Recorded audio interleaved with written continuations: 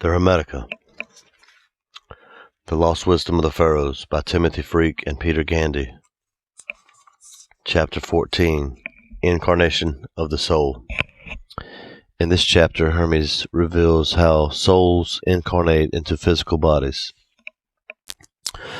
All souls share the same essential nature. They are neither male nor female. As such, differentiating characteristics exist only in the body. All souls are part of the one soul of the cosmos. God has two servants which look after souls.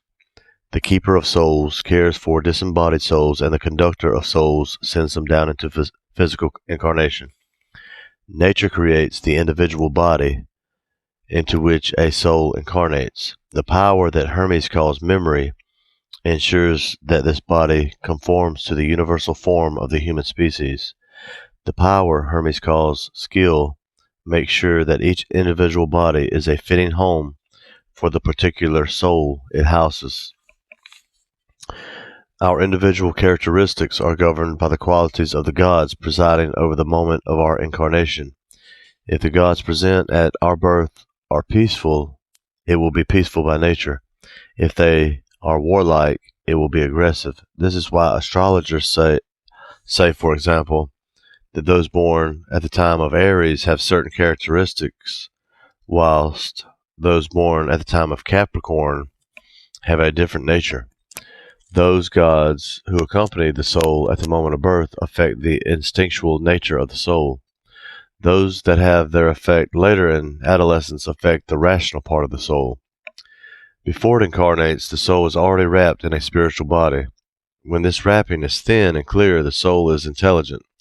However, when this wrapping is dense and opaque, the soul has limited vision and is only aware of its immediate situation. As a soul sinks into incarnation, it forgets its own nature and takes on the qualities of the gods who have shut it into a human body. Hermes describes a vision of disembodied souls about to make their journey into a physical form. They are filled with fear and horror at the fate which awaits them. They cannot bear the prospect of such imprisonment. Incarnation of the soul. All souls are part of one soul, which is the soul of the cosmos. Souls all have one nature. They are neither male nor female. Such differences of sex arise only in the body. In the world above, there are two gods, who are servants of Adam's goodness, called the keeper of souls and the conductor of souls. The keeper is in charge of disembodied souls. The conductor sends down these souls from time to time into physical incarnation. Nature works alongside these gods, making mortal vessels into which souls are poured. Nature also has two assistants called memory and skill. Memory ensures that nature creates individual forms that are copies of the primal universal forms. Skill ensures that the individual frame is fashioned in conformity with the soul which will embody it, seeing to it that lively souls have lively bodies, sluggish souls have sluggish bodies, powerful souls have powerful bodies. The soul which is spiritual has its own wrappings, which are also spiritual. These are coats made of air. When such coats are thin and transparent, the soul is intelligent. When they are dense and muddied, like the air in stormy weather, the soul cannot see far, but is only aware of its immediate predicament.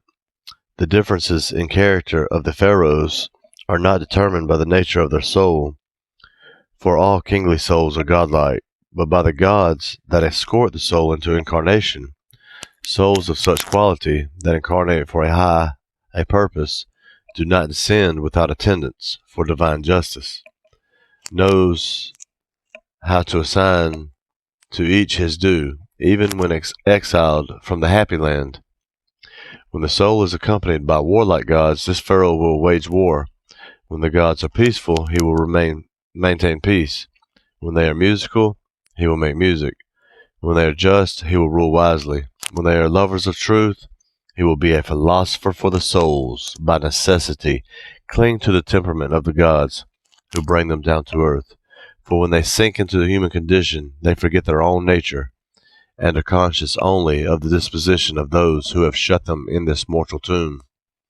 The forces which accompany the soul do not arrive together.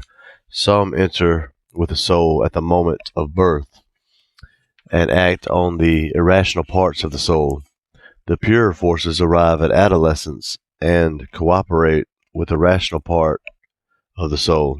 I have seen a vision of souls about to be shut up in bodies. Some of them wailed and moaned. Some struggled against their doom. Like noble beasts caught by crafty hunters and dragged away from their wild home, one shrieked. One looking up and down explained, "O heaven, source of being, bright shining stars and unfailing sun and moon, light and breath of the one, all you that share our home, how cruel it is that we are being torn away from such celestial splendor. We are to be expelled from this holy atmosphere and from this blissful life we live here, to be imprisoned in a mean and sorry place.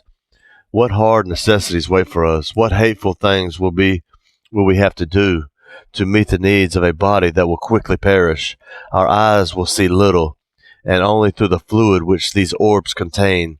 And when we see our vast heavenly home contacted to a size as small as an eye, our sorrow will never cease. We shall not even see clearly, for we have been condemned to darkness. And when we hear our brothers and sisters blowing with the wind, we shall grieve that we are no longer breathing in unison with them." Chapter 14.